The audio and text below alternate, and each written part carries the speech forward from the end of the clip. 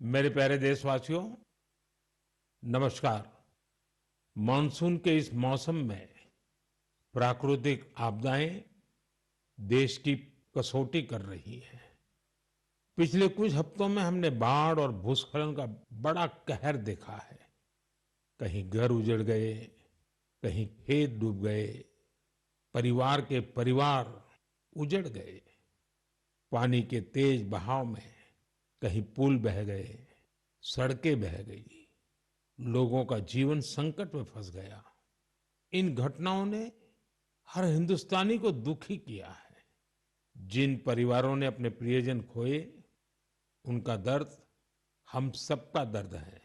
जहां भी संकट आया, वहां के लोगों को बचाने के लिए हमारे एनडीआरएफ, एसडीआरएफ के जवान, अन्य सुरक्षा बल, हर कोई दिन रात जुटे रहे।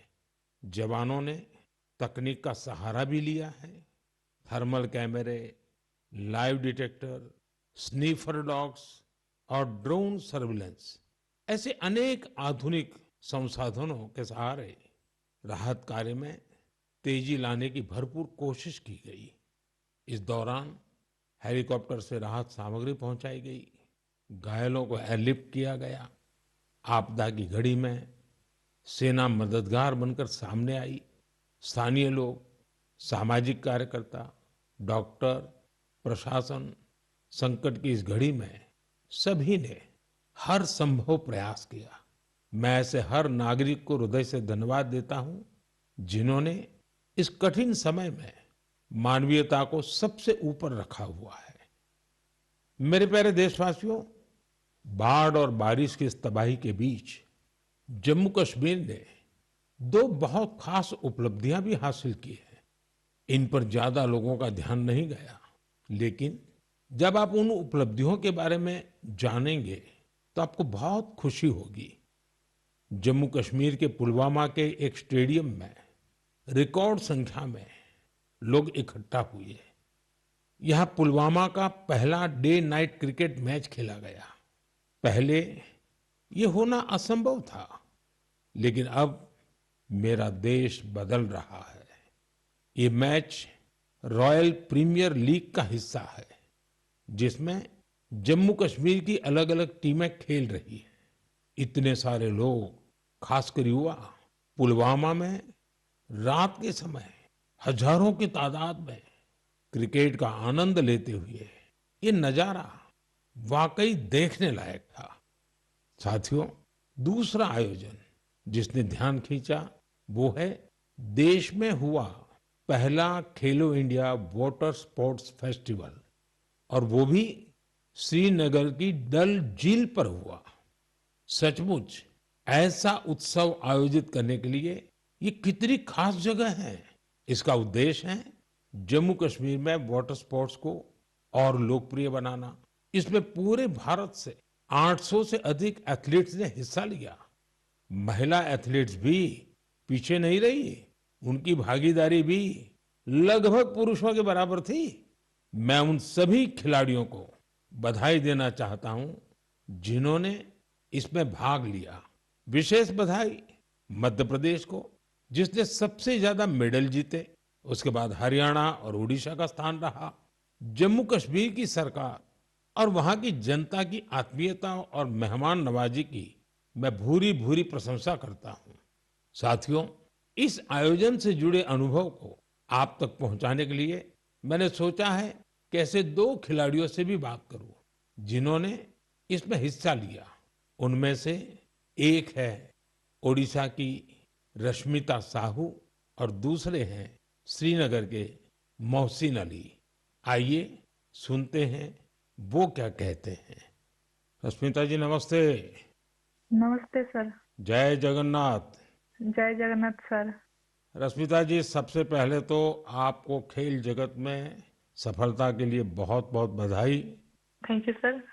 रश्मिता, हमारे श्रोता आपके बारे में और आपकी खेल यात्रा के बारे में जानने के लिए बहुत उत्सुक है। मैं भी बहुत उत्सुक हूँ। बताइए। सर मैं रश्मिता साहू हूँ, उड़ीसा से। और मैं कैनोइंग प्लेयर हूँ। मैं 2017 से कोर्स ज्वाइन किया था, कैनोइंग शुरू किया था। और मैं नेशनल लेवल में नेशनल चैंपियनशिप और नेशनल गेम्स में पार्टिसिपेट किया हूँ। मेरा 41 मेडल्स है, 13 गोल्ड, 14 सिल्वर और 14 ब्रॉन्ज मेडल सर। इस खेल की रुचि कैसे बनी? सबसे पहले किसने आपको इस तरफ प्रेरित किया? आपके परिवार में खेल का वातावरण है क्या? नहीं सर, मैं जिस गांव से आती हूँ उसमें खेल का कोई ये नहीं था। तो इधर नदी में बोटिंग हो रहा था, तो ऐसे स्विमिंग के लिए गया था। तो ऐसे मैं और मेरा दोस्त लोग ऐसे स्विमिंग कर रहा था, तो एक बोट गया है कैनोइंग काइकिंग का। तो मेरे को उसके बारे में कुछ पता नहीं था। तो मैंने मेरा दोस्त को पूछा ये क्या है। तो दोस्त ने बताया कि उधर जगतपुर में साई स्पोर्ट्स सेंटर है, उसमें खेल का होता है, उसमें मैं भी जाने वाली हूँ। मेरे को बहुत इंटरेस्टिंग लगा। तो ये क्या है, मुझे पता भी नहीं था। ये तो पानी में बच्चे लोग कैसे करते हैं, बोटिंग करते हैं। मैं वो उसको बोला कि मुझे भी जाना है, कैसे कैसे जाना है मुझे भी बताओ। तो उधर जाके बात करो बोला है। फिर मैं तुरंत घर में जाके पापा मेरे को जाना है, पापा मेरे को जाना है। फिर पापा लोग ठीक है लेके आया। उस टाइम ट्रायल तो नहीं था। फिर कोच लोग ने बोला कि ट्रायल फरवरी में होता है, फरवरी मार्च में, आप उस टाइम ट्रायल के टाइम में आ जाओ। फिर मैं ट्रायल के टाइम में आया। अच्छा रश्मिता, कश्मीर में हुए खेलो इंडिया वाटर स्पोर्ट्स फेस्टिवल में आपका स्वयं का अनुभव कैसा रहा? पहली बार कश्मीर गई थी? हाँ सर, मैं पहली बार कश्मीर गई थी। हम लोग को उधर खेलो इंडिया, फर्स्ट खेलो इंडिया वाटर स्पोर्ट्स फेस्टिवल आयोजित किया गया था। उसमें मेरा 2 इवेंट था, सिंगल 200 मीटर और 500 मीटर डबल में। और मैं दोनों में गोल्ड मेडल हासिल किया हूँ सर। अरे वाह, दोनों में ले आई हो। Yes sir. बहुत बहुत बधाई। Thank you sir. अच्छा रश्मिता, वाटर स्पोर्ट्स के अलावा आपकी क्या हॉबीज हैं? सर वाटर स्पोर्ट्स के अलावा सर मेरे को स्पोर्ट्स में मेरे को रनिंग बहुत अच्छा लगता है। जब भी मैं छुट्टी में जाती हूँ तब मैं रनिंग के लिए जाती हूँ। मेरा जो पुराना फील्ड है उधर मैं पहले थोड़ा सा फुटबॉल खेलना सीखी थी, तो उधर जब भी जाती थी मैं बहुत रनिंग करती हूँ। और मैं फुटबॉल भी खेलती हूँ सर, थोड़ा बहुत। मतलब खेल आपके रगों में है। हाँ सर, मैं जब फर्स्ट क्लास से 10th क्लास तक जब स्कूल में था, तो मैं जो भी पार्टिसिपेट करता था उसमें सब में फर्स्ट होता था, चैंपियन होता था सर। रश्मिता, जो लोग आपकी तरह खेलों में आगे बढ़ना चाहते हैं, अगर उनको कोई संदेश देना है तो आप क्या दोगी? सर बहुत सारे बच्चे, उनको घर से निकलना भी मना होता है। और लड़की हो बाहर में कैसे जाओगे। और किसी किसी का पैसा का दिक्कत की वजह से वो लोग खेल छोड़ रहे हैं। और ये जो खेलो इंडिया का स्कीम हो रहा है उसमें बहुत सारे बच्चों को पैसा का भी मदद मिलता है और बहुत सारे बच्चों को बहुत सारे हेल्प मिल रहा है। उसके वजह से बहुत सारे बच्चे आगे जा पा रहे हैं। और मैं बोलूंगी सबसे कि खेल को छोड़ो मत, खेल से बहुत आगे जा सकते हैं। तो खेल तो एक खेल है, लेकिन उसमें शरीर का हर अंश स्वस्थ भी रहता है। और खेल को आगे लेके इंडिया को मेडल दिलवाना हमारा कर्तव्य है सर। चलिए रश्मिता जी, मुझे बहुत अच्छा लगा। आपको फिर से एक बार बहुत बहुत बधाई। और आपके पिताजी को भी मेरी तरफ से प्रणाम कहिएगा, क्योंकि उन्होंने इतनी कठिनाइयों के बीच भी एक बेटी को आगे बढ़ने के लिए इतना प्रोत्साहन दिया। मेरी बहुत बहुत शुभकामनाएं हैं। धन्यवाद। Thank you sir. जय जगन्नाथ। जय जगन्नाथ सर। मोहसिन अली, नमस्ते। नमस्ते सर। मोहसिन जी, आपको बहुत बहुत बधाई और आपके उज्जवल भविष्य के लिए बहुत बहुत शुभकामनाएं। Thank you sir. मोहसिन, आपने पहले खेलो इंडिया वाटर स्पोर्ट्स इसका फेस्टिवल, और उसमें भी सबसे पहला गोल्ड मेडल जीतने वाले आपको कैसा लगा? सर बहुत ही खुश हूँ मैं। मैंने गोल्ड मेडल जीता है खेलो इंडिया में, जो पहली बार हुआ है यहाँ पर कश्मीर में। लोगों में क्या चर्चा है? बहुत ही चर्चे है सर। पूरी फैमिली खुश है अभी। आपके स्कूल वाले? स्कूल वाले भी सब खुश है। कश्मीर में सब बोलते हैं आप गोल्ड मेडलिस्ट हो। तो आप तो बड़े सेलिब्रिटी बन गए। Yes sir. अच्छा, वाटर स्पोर्ट्स की रुचि कैसे बनी और उसके फायदे क्या नजर आ रहे हैं आप? पहले बचपन में मैंने देखा वो बोट चलती हुई वहाँ पर डल लेक में। पापा ने बोला आप करोगे, मैं हाँ मुझे भी शौक है। मैं भी फिर गया वहाँ पर सेंटर में मैडम के पास। फिर मैम ने मुझे सिखाया, बिल्किस मैम ने। अच्छा मोहसिन, पूरे देश के लोग आए थे, पहली बार वाटर स्पोर्ट्स का कार्यक्रम हुआ और वो भी श्रीनगर में हुआ, वो भी डल झील में हुआ। ये इतने सारे देश के लोग आए तो वहां के लोगों को क्या फील होता था? बहुत ही खुशी है सर। सब बोरे अच्छी जगह है, पूरा अच्छा है यहाँ पर, फैसिलिटी सब कुछ अच्छी है। सब यहाँ पर सब कुछ अच्छा रहा खेलो इंडिया में। तो आप कहीं खेलने के लिए कश्मीर के बाहर गए हैं कभी? इस मैं भोपाल गया हूँ, गोवा गया हूँ, केरला गया हूँ, हिमाचल गया हूँ। अच्छा, फिर आप तो पूरा हिंदुस्तान देख लिए है। Yes sir. अच्छा, ये इतने सारे खिलाड़ी वहां आए थे, यस सर। तो नए दोस्त बनाए कि नहीं बनाए? सर बहुत दोस्त बना दिए। एक साथ भी घूमे हम यहाँ पर, डल लेक में, लाल चौक में, पूरे जगह घूमे हम सर। पहलगाम भी गए थे। यस सर, पूरी जगह। देखिए, मैंने तो देखा है कि जम्मू कश्मीर में स्पोर्ट्स टैलेंट बड़ा गजब का है जी। Yes sir. हमारे जो जम्मू कश्मीर के नौजवान है, वो देश का नाम रोशन करे, इतना सामर्थ्य है उनके अंदर और आपने करके दिखाया है। सर मेरा ड्रीम है ओलंपिक में मेडल जीतना, वही ड्रीम है। वाह, शाबाश। वही ड्रीम है सर। देखिए, आपसे सुन करके ही मेरे तो रोंगटे खड़े हो गए। सर अभी वही ड्रीम है मेरा, ओलंपिक में मेडल जीतना, देश के लिए नेशनल एंथम बजाना, बस वही ड्रीम है मेरा। मेरे देश का एक मजदूर परिवार का बेटा इतने बड़े सपने देखता है, मतलब ये देश बहुत आगे बढ़ने वाला है। सर बहुत आगे बढ़ने वाला है। हम शुक्रगुजार है इंडिया गवर्नमेंट का, जिनने इतना यहाँ पर खेलो इंडिया किया, यहाँ पर पहली बार हुआ है सर।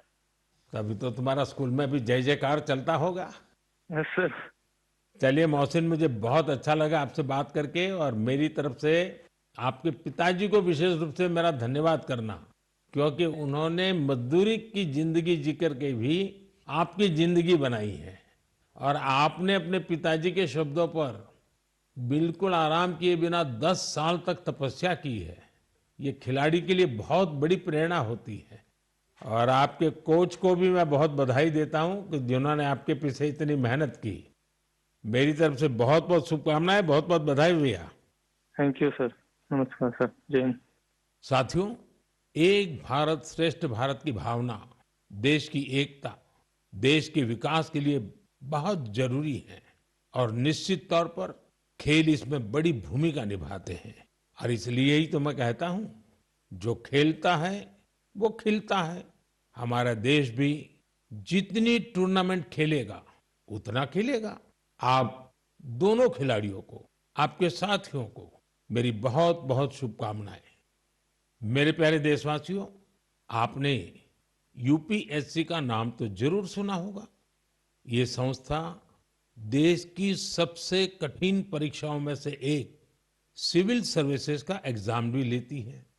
हम सब ने सिविल सर्विसेज के टॉपर्स की प्रेरणादायी बातें अनेक बार सुनी है। ये नौजवान कठिन परिस्थितियों में पढ़ाई के बाद अपनी मेहनत से इस सर्विस में जगह पाते हैं। लेकिन साथियों, यूपीएससी की परीक्षा की एक सच्चाई और भी है।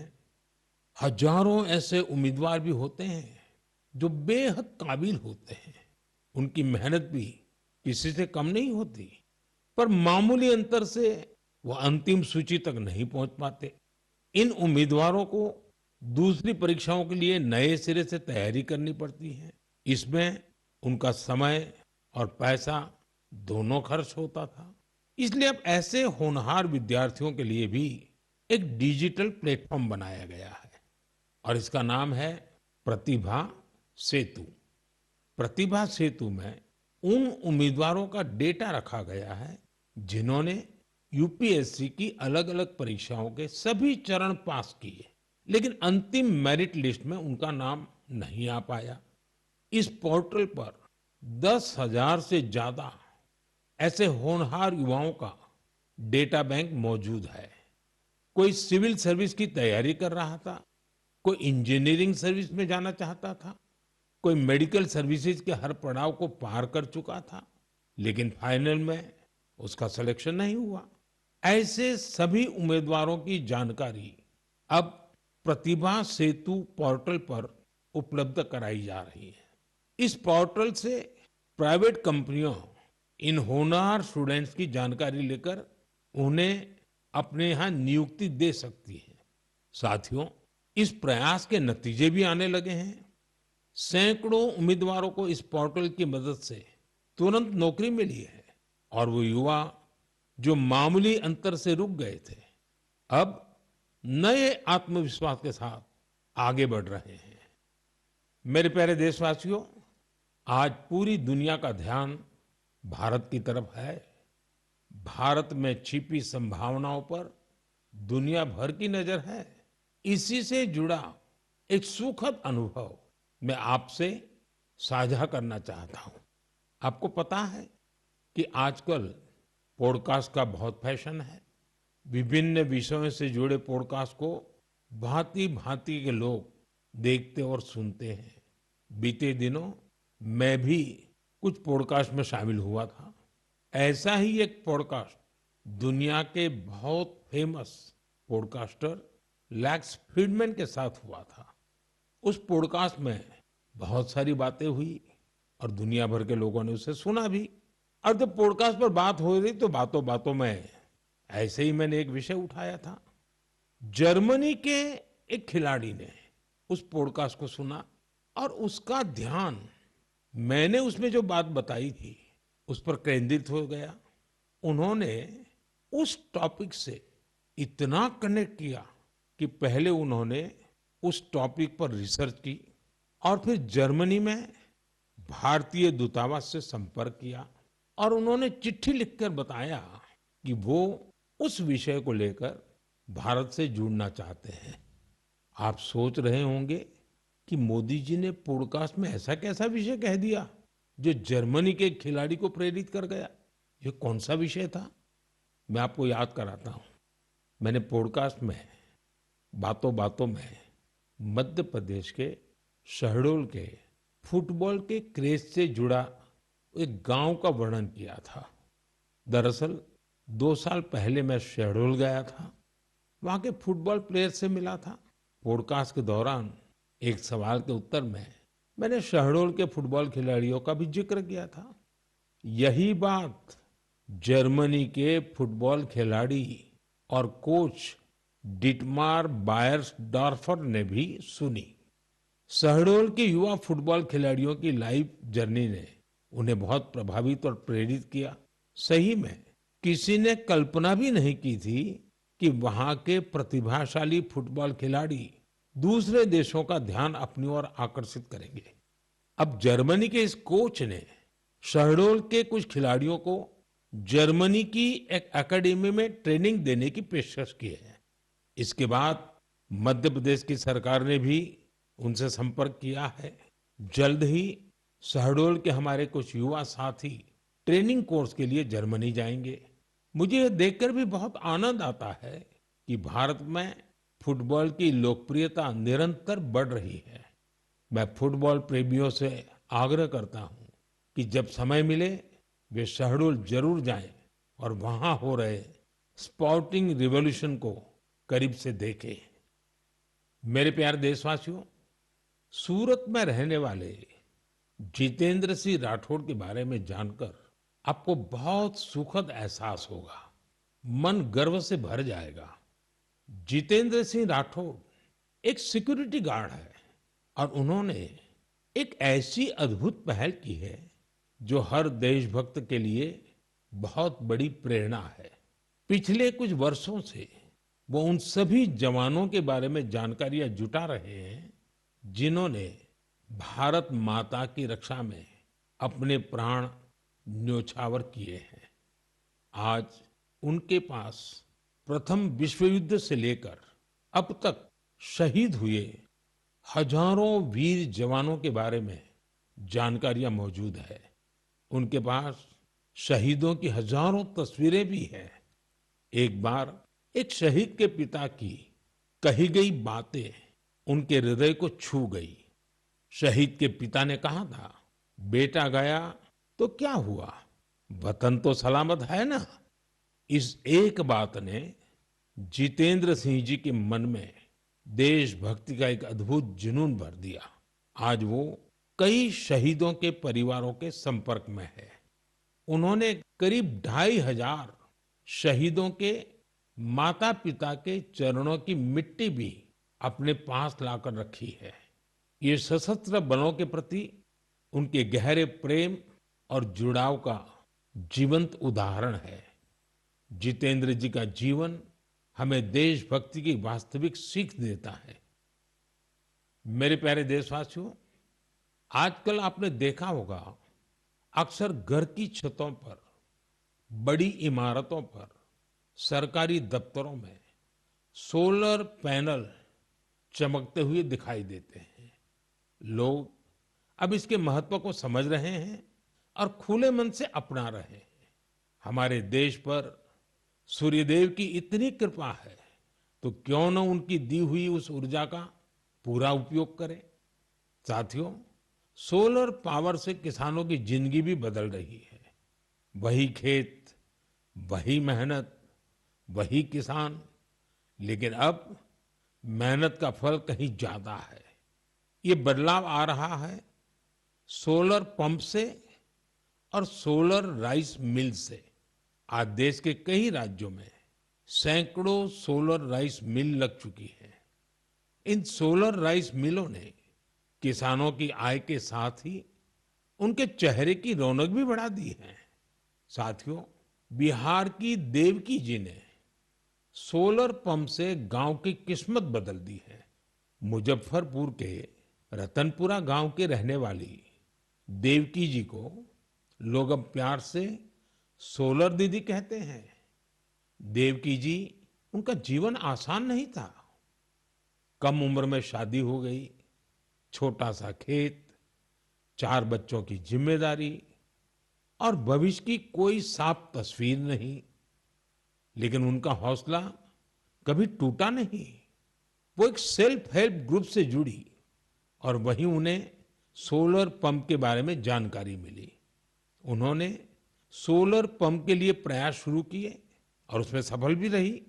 सोलर दीदी के सोलर पंप ने इसके बाद जैसे गांव की तस्वीर ही बदल दी। जहां पहले कुछ एकड़ में जमीन की सिंचाई हो पाती थी, अब सोलर दीदी के सोलर पंप से 40 एकड़ से ज्यादा क्षेत्र में पानी पहुंच रहा है। सोलर दीदी के इस अभियान में गांव के दूसरे किसान भी जुड़ गए हैं। उनकी फसलें हरी भरी होने लगी हैं, आमदनी बढ़ने लगी। साथियों, पहले देवकी जी की जिंदगी 4 दीवारी के भीतर सिमटी हुई थी, लेकिन आज वो पूरे आत्मविश्वास से अपना काम कर रही है। सोलर दीदी बनकर पैसे कमा रही है और सबसे दिलचस्प बात की, वो क्षेत्र के किसानों से यूपीआई के जरिए पेमेंट लेती है। अब पूरे गांव में उन्हें बहुत सम्मान से देखा जाता है।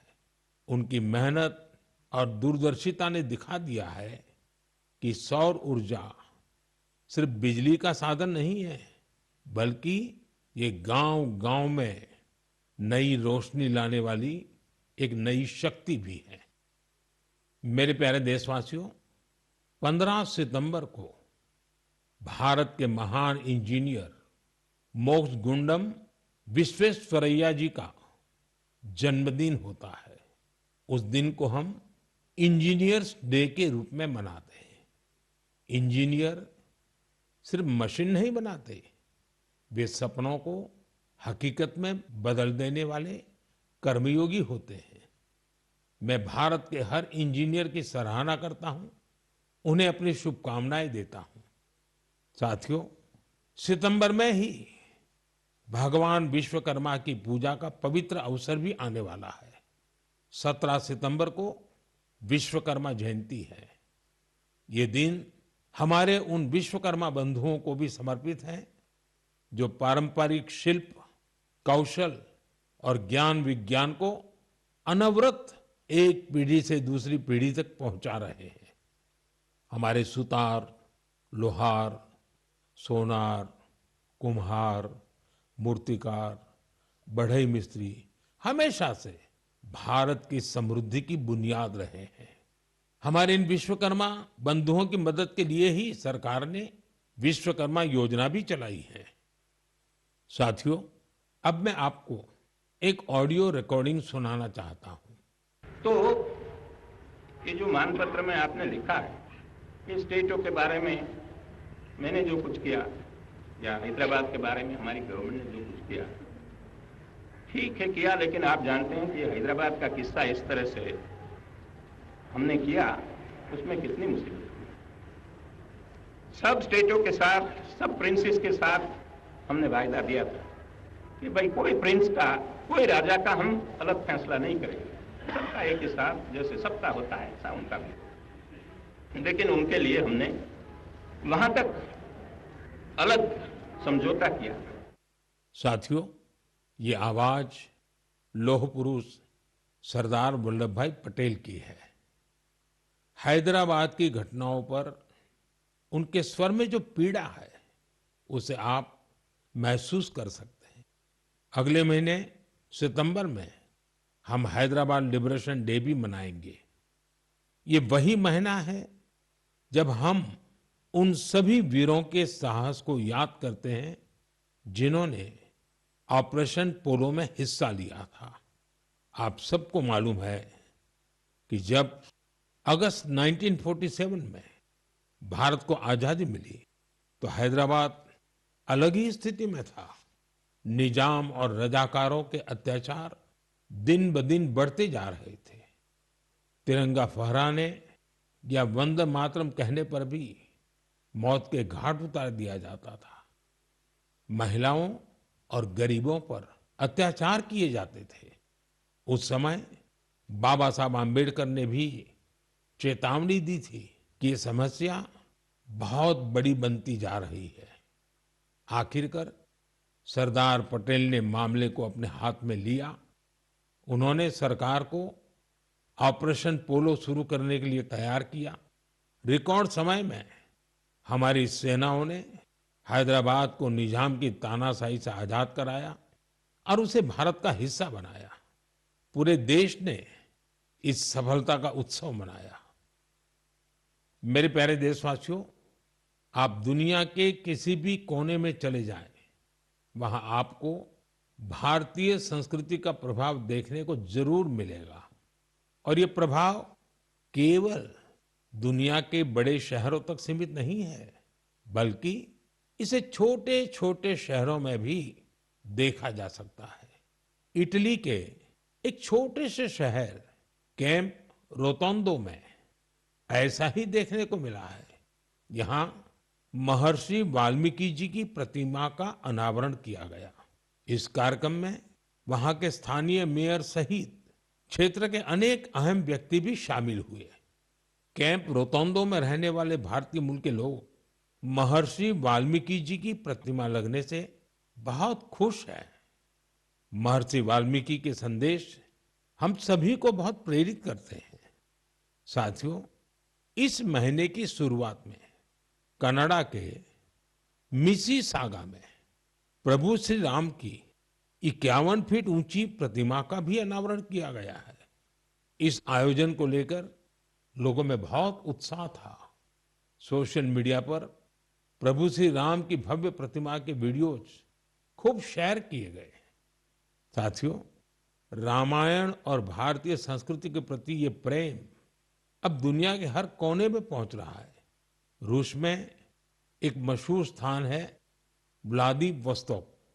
बहुत से लोग इसको ऐसी जगह के रूप में जानते हैं जहां सर्दियों में तापमान -20 से -30 डिग्री सेल्सियस तक गिर जाता है। इस महीने व्लादिवोस्तोक में एक अनूठी प्रदर्शनी लगी। इसमें रूसी बच्चों द्वारा रामायण की अलग अलग थीम पर बनाई गई पेंटिंग्स को भी शोकेस किया गया। यहाँ पर एक कंपटीशन का भी आयोजन हुआ।